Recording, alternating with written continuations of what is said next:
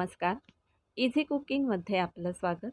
आज आपण बनवणार आहोत कटाची आमटी. सर्वसाधारण होळीला पुरणपोळीबरोबर खाण्यासाठी ही आमटी केली जाते. तर यासाठी आपण कट बनवायला लागतो आधी. तर बघूया. ते इथे मी अर्धा किलो चण्याची डाळ घेतलेली आहे. ही डाळ स्वच्छ निवडून धुवून घेतलेली आहे. आणि आता आपल्याला पाणी घालून ती कुकरमध्ये 3 शिट्ट्या करून घ्यायच्या आहेत. हे बघा, आपली डाळ छान शिजलेली आहे. तर आता आपण यामधलं पाणी काढून घेऊया.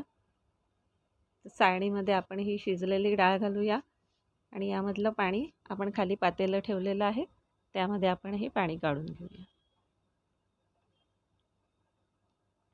तर ही मी पुरणासाठी शिजवलेली डाळ आहे, त्यामुळे या डाळीचं पुरण बनवणार आहे. जर तुम्हाला एरवी ही आमटी करायची असेल तर तुम्ही पाववाटी हरभऱ्याची डाळ जास्त पाणी घालून शिजवायची आणि डाळ पूर्ण शिजल्यानंतर चाळणीत ओतून खालचं पाणी म्हणजेच कट.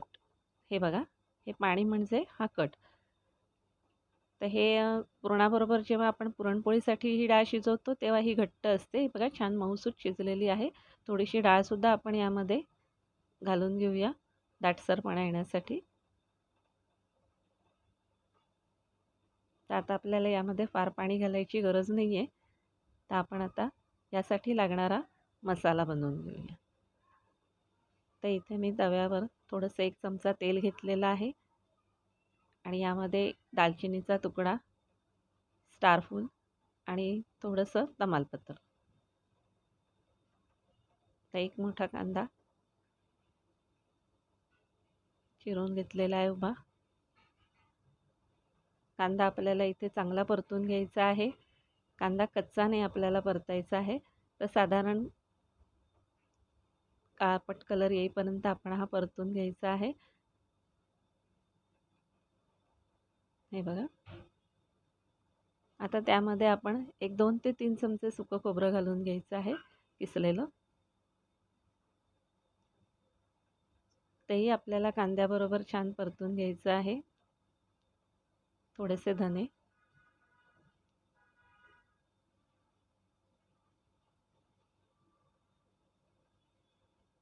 कांदा, खोबरं आणि धने हे छान परतून झाल्यानंतर हे बघा, अजूनही हा थोडासा आपल्याला परतायची गरज आहे.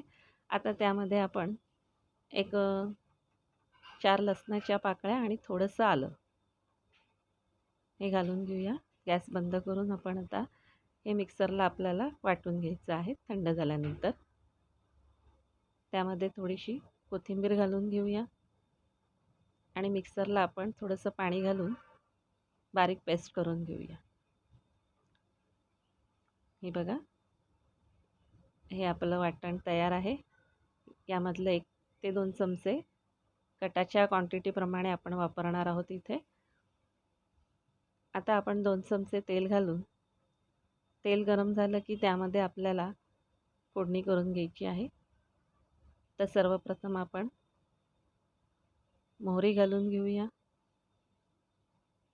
आणि आता मोहरी तडतडल्यानंतर आपण 4 ते 5 कढीपत्त्याची पानं घालून घेऊया.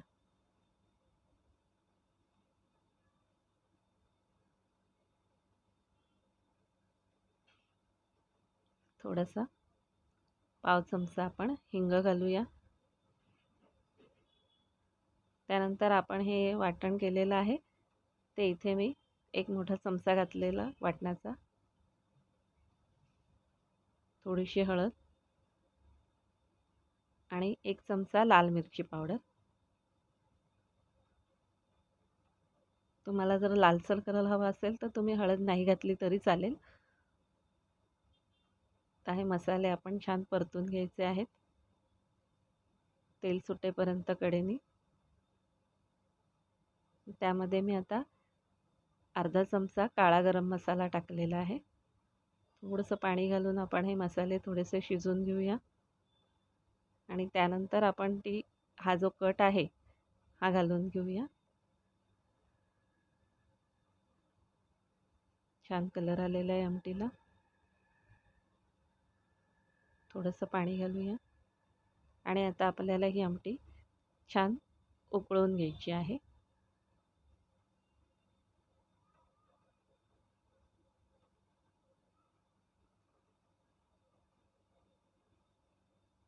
हे बघा, तुम्ही बघू शकता आमटी छान उकळलेली आहे.